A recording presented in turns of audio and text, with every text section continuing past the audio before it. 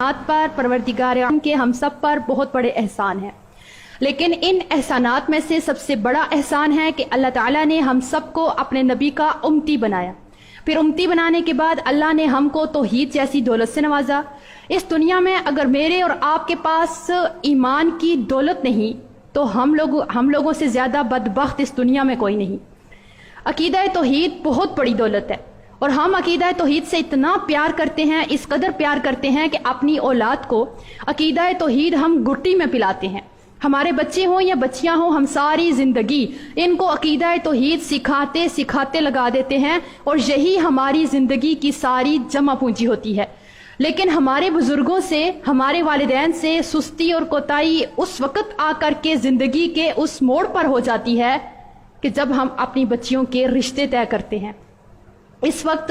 हमसे ये बहुत बड़ी सुस्ती होती है कि जिस बच्ची को हम सारी ज़िंदगी अकीदा तौहीद सिखाते रहे, नबी करीम सल्लल्लाहु अलैहि वसल्लम की इताअत का दर्स देकर बिदअत और रसूमात से बचने की तलकीन करते रहे, जिसको हमने सारी ज़िंदगी ये सबक सिखाया कि बेटा बेटी हमारे दीन के साथ इन तालीमात का, इन रसूमात का हमारे दीन की तालीमात के साथ कोई भी लेना देना नहीं है।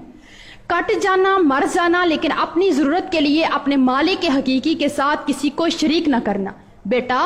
आपका खालिक, मालिक, दाता, मुश्किल कुशा, गौसे आज़म, दस्तगीर, हाजत रवा, बिगड़ी बनाने वाला, बेटे देने वाला, बेटियां देने वाला,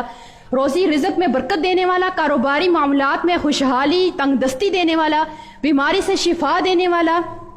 तेरे दुखों को दूर करने वाला, तेरे दिल की फरियादों को सुनने वाला, तेरे घर को आबाद करने वाला, तेरी खुशी और गम का मालिक सिर्फ और सिर्फ तेरा अल्लाह है। जिस बच्ची को कुरान और हदीस से हम सारी जिंदगी तालीम देकर फिर अपने घरों में अमली तौर पर खुशी, गमी, चालीसवां, तीजा, खत्म, बरसी, मेहंदी, इन सारी रसूमात का बाइकाट करके सिखाते रहे कि ये हमारे नबी का तरीका नहीं, इसका हमारे साथ कोई लेना देना नहीं। ये बेटी बचपन, लड़कपन, जवानी में यह तरबियत ले करके अपनी जिंदगी में जब आगे बढ़ती रही और सारी जिंदगी कदम ब कदम इसी तरबियत, कुरान और हदीस का ख्याल रखते हुए गुजारती रही। अफसोस के साथ कहना पड़ता है कि जब हम इसी तरबियत में बड़ी हुई लड़की का रिश्ता तय करते हैं तो जहां पर हम सब कुछ लड़के वालों में देखते हैं, वहां हम लड़के वालों के मसलक और अकीदे को नजरअंदाज कर देते हैं। वो कितना ही बड़ा मुशरिक क्यों ना हो, हम ये सोच करके अपनी बेटी का हाथ, तौहीद से प्यार करने वाली बेटी का हाथ उसके हाथ में दे देते हैं कि कोई बात नहीं, लड़की का खुद का अकीदा बिल्कुल ठीक है, हमारी तरबियत मजबूत है, ये उनको भी ठीक कर लेगी, अगर ना कर सकी तो कम से कम खुद शिरक नहीं करेगी।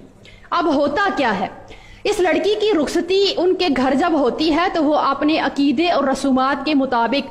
पहले ही लम्हे से वो रसूमात दुल्हन से करवाते हैं, जिनका हमारे दीन इस्लाम के साथ क्या, हमारे माशरे के साथ भी दूर का कोई ताल्लुक नहीं है। अब इस नई नवेली दुल्हन से जब वो रसूमात करवाई जाती हैं, अब जब ये इनकार करे तो सबके सामने नई नवेली दुल्हन पर मुंह फट, बद लिहाज, बद अखलाकी का फतवा लगा दिया जाएगा और अगर ये उन रसूमात को अदा करना चाहे तो कैसे अदा करे।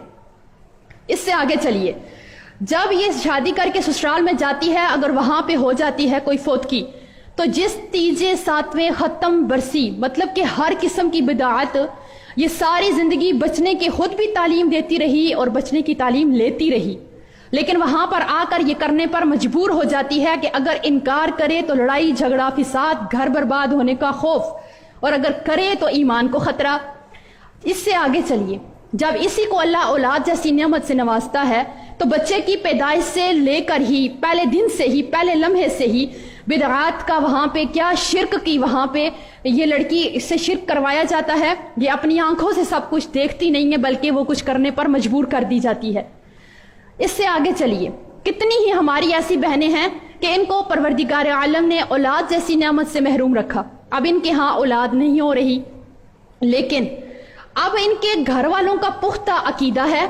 इनके घर वालों का पुख्ता अकीदा है कि अगर जो है वो किसी भी दरबार पे जाया जाए, पीर साहब के पास जाया जाए,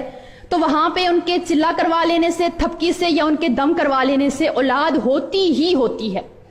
अब इस लड़की को ना जाने पर सास खामिद से ताना देते नजर आते हैं कि तुम तो चाहती नहीं हो कि हमारे यहाँ औलाद हो, तुम तो इस घर की खुशी ही नहीं चाहती हो। اب اس لڑکی کو ہر وقت وہاں پہ نہ جانے پر اپنے سر کے اوپر لٹکتی تلوار نظر آتی ہے. اب اس کی نظروں کے سامنے وہ منظر بھی آتا ہے کہ جب اس کے باپ نے قرض لے کر، نہ ختم ہونے والا قرض لے کر، اس کو جہیز کے ساتھ اس گھر میں شادی کر کے دیا،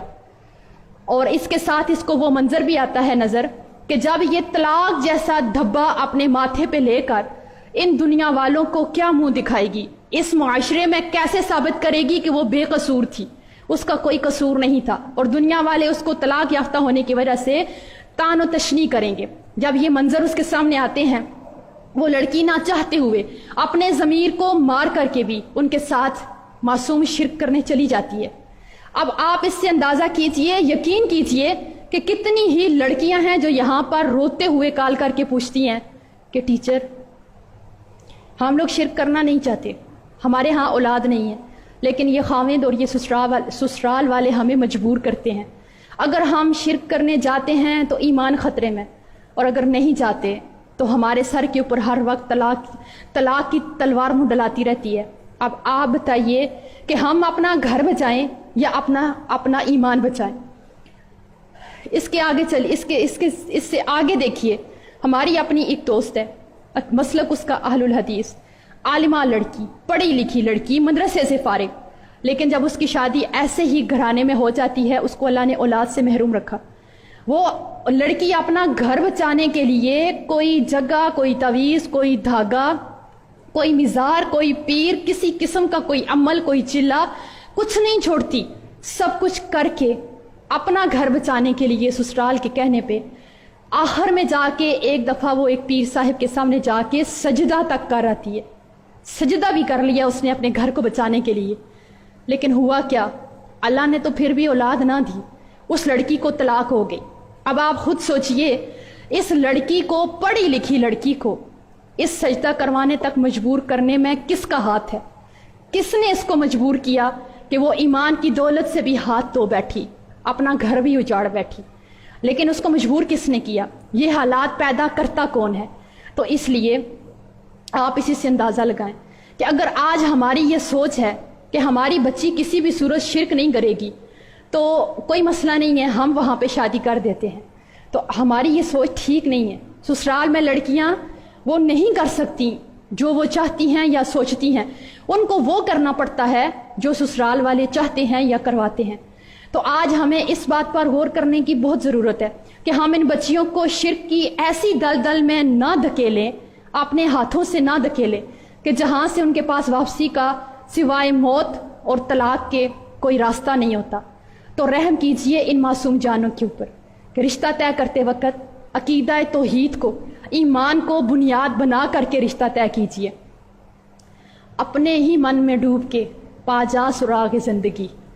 اپنے ہی من میں ڈوب کے پا جا سراغ زندگی، تو میرا نہیں بنتا نہ بن، اپنا تو بن.